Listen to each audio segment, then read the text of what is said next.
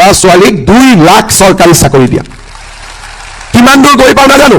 কিন্তু মই ভাবো যিমান কওঁ তাতকৈ বেছিয়ে যাব কম নহ'ব গুৰুত্বপূৰ্ণ কথা কম সকলোৱে মন দি শুনিব ইলেকশ্যনৰ মিটিঙত মই মহিলাসকলক সুধিছিলোঁ যে অৰুণোদয় পাইছেনে 20% মহিলাই হাত উঠাইছিলে যে হয় পাইছিলোঁ বাকী মহিলাই কৈছিলে যে আমি পোৱা নাই তেতিয়া মই আই মাতৃসকলক প্ৰতিশ্ৰুতি দিছিলোঁ যে ইলেকশ্যনৰ পিছত আমি অৰুণোদয় পৰিসৰ বঢ়াম প্ৰথমবাৰ আমি দিছিলোঁ 18 লাখ মহিলাক কিন্তু সেইবাৰ অলপ গণ্ডগোল হৈছিলে খুব সোনকালে কাম কৰিবলগীয়া হোৱাৰ বাবে বেংক একাউণ্ট নম্বৰ আৰু কিছুমান ব্যক্তিয়ে নিজৰ নিজৰ নামবিলাক ডাটা এন্ট্ৰি কৰাৰ সময়ত সোমোৱাই দিলে আমি ফোন কৰিলোঁ মহিলাগৰাকীক আমি সুধো অৰুণোদয় বাইদেউ পাইছেনে বোলে মইতো পোৱা নাই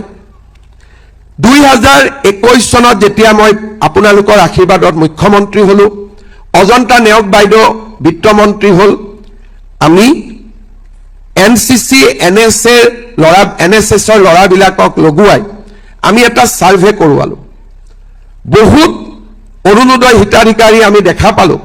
যে হিতাধিকাৰী গৰাকী মহিলা টকাটো গৈ আছে পুৰুষৰ একাউণ্টত আনকি বিহাৰ পাটনা উত্তৰ প্ৰদেশতো অসমৰ টকা গৈছে আমি কিছু ঠিক কৰিলো আৰু হিতাধিকাৰীৰ সংখ্যাও বঢ়ালো 24 লাখলৈকে আৰু 830 টকাৰ পৰা আমি অৰুণোদয় বঢ়ালো 1000 টকালৈকে ইয়াৰ পিছতো আমি লোকসভা নিৰ্বাচন হল আই মাতৃসকলক সুধিলো অৰুণোদয় পাইছেনে এইবাৰ 50% হাত উঠালে যে অৰুণোদয় পাইছো কিন্তু 50% কলে আমি পোৱা নাই তেতিয়া আমি সিদ্ধান্ত ললো যে 24 লাখৰ পৰা অৰুণোদয় আমি পুনে 40 লাখ মহিলালৈকে আমি লৈ যাম আজি আমি কিমান মহিলাক অৰুণোদয় দিছো 40 লাখ আৰু অৰুণোদয়ত আমি কি কৰিছো 1000 টকাৰ পৰা আমি ইয়াক 1250 টকালৈকে বৃদ্ধি কৰিলো এইবাৰ মই মিটিঙত সুধিছো অৰুণোদয় পাইছেনে 90% মহিলাই কৈছে পাইছো 10% মহিলাই কৈছে আমি অৰুণোদয় এতিয়াও পোৱা নাই এতিয়া আমি বাকি 10% পাবৰ কাৰণে কি কৰিব লাগিব আকৌ এবাৰ অসমত আমি বিজেপি চৰকাৰক লৈ আহিব লাগিব যাতে যিখিনি মহিলাই এইবাৰ অৰুণোদয় পোৱা নাই অহাবাৰ তেওঁলোকে অৰুণোদয় পাব পাৰে আজি অৰুণোদয় হিতাধিকাৰীসকলৰ কাৰণে এটা ডাঙৰ দিন আমি অৰুণোদয় দি আছিলোঁ 1250 টকা কৰি কিন্তু এইবাৰ আমি মনতে ভাবিলো যে অৰুণোদয় পোৱা মহিলাসকলৰ বিহু উদযাপন আন বাৰতকৈ এইবাৰ অতিকে বেছি ভাল হ'ব লাগে আৰু সেই কাৰণে আমি সিদ্ধান্ত ললো যে প্ৰথমতে আপোনালোকক 8000 টকা কৈ দিম তাৰ পিছত আমি ঠিক কৰিলো যে 8000 নহয় আমি 9000 টকা কৈ আপোনালোকক দিম আজিলৈকে অৰুণোদয় আঁচনিত আমি 17000 কোটি টকা 1000-2000 কোটি টকা নহয় 17000 কোটি টকা এতিয়ালৈকে আমি মুকলি কৰি দিছো আৰু আজিৰ দিনটোত আমি অলপ সময় পিছত 10 মিনিট সময় পিছত 15 মিনিট সময় পিছত 3600 কোটি টকা একেলগে আমি মুকলি কৰি দিম সকলোৱে নিজৰ নিজৰ বেংক একাউণ্টত এই টকা 10-15 মিনিটৰ ভিতৰতে মিটিঙত বহি থাকোতে আমাৰ একাউণ্টত সোমাই যাব এতিয়া আমাৰ আগলৈকে লক্ষ্য কি আমি চাইছো যে এটা পৰিয়ালক আমি কি সহায় কৰিলে পৰিয়ালটো দৰিদ্ৰতাৰ পৰা আঁতৰি আহিব পাৰে প্ৰথম ঘৰখন চলিবৰ বাবে আমাৰ অন্ন লাগিব অৰ্থাৎ আমাক খাদ্য লাগিব অন্ন মানে আমি কি বুজো সাধাৰণ অৰ্থত দালি চেনি নিমখ তেল চাউল এতিয়ালৈকে আমি কি দি আছো আপোনালোকক মোদী ডাঙৰীয়াই চাউল বিনামূলীয়াকৈ দি আছে আৰু আমি আপোনালোকক 100 টকাত 1 কেজি দালি 1 কেজি চেনি আৰু 1 কেজি নিমখ দি আছো মোৰ মনটো ইয়াত সন্তুষ্ট হোৱা নাই মই আৰু কিবা কৰিব খোজো সেই কাৰণে ভগৱানে আৰু বিশেষকৈ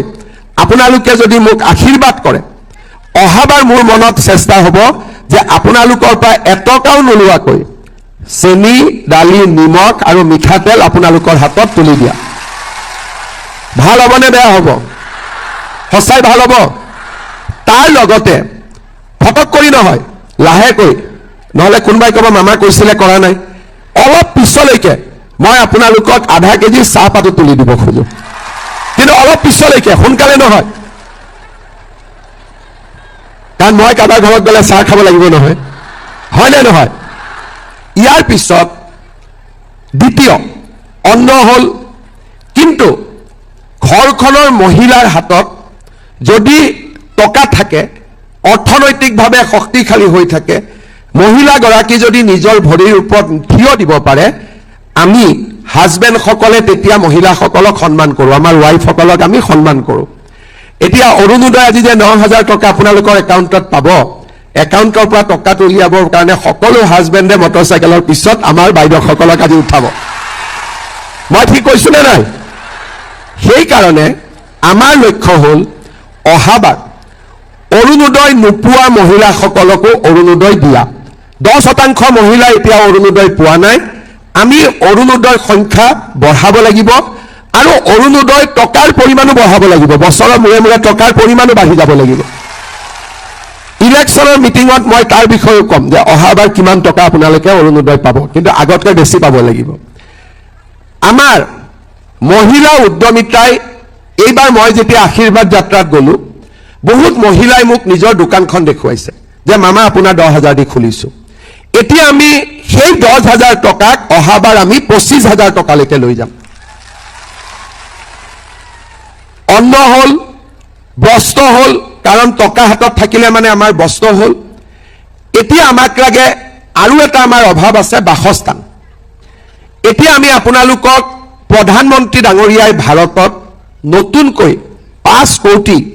আৰু প্ৰধানমন্ত্ৰী আৱাস যোজনাৰ ঘৰ দিব মই এবাৰ প্ৰধানমন্ত্ৰী ডাঙৰীয়াক কম যে আমাৰ অসমৰ যিসকল আয়ে এতিয়াও ঘৰ পোৱা নাই এইবাৰ দি লেঠাটো মাৰি দিয়ক যাতে আমি ঘৰো পাব পাৰোঁ কিন্তু ঘৰ পালোঁ খোৱা বস্তু পালোঁ অৰুণোদয় পালোঁ দেউতাক মাকৰ আটাইতকৈ সম্পদ হৈছে ল'ৰা ছোৱালী যদি চব পালোঁ কিন্তু ল'ৰা ছোৱালীয়ে যদি জীৱনত নিজৰ ভৰিৰ ওপৰত থিয় দিব নোৱাৰে কোনো মাক বাপেকে মনত আনন্দত থাকিব নোৱাৰে সেইকাৰণে আমাৰ আন এটা লক্ষ্য হৈছে ল'ৰা ছোৱালীৰ শিক্ষাৰ ওপৰত বিনিয়োগ কৰা আমি নিযুত মইনা আঁচনি আনিলোঁ বিনামূলীয়া এডমিশ্যন আনিলোঁ আৰু বহুত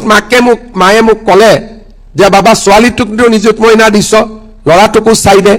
এতিয়া আমি বাবু আঁচনিও আনিছোঁ যাতে ল'ৰাবিলাককো আমি পঢ়াত সুবিধা কৰি দিব পাৰোঁ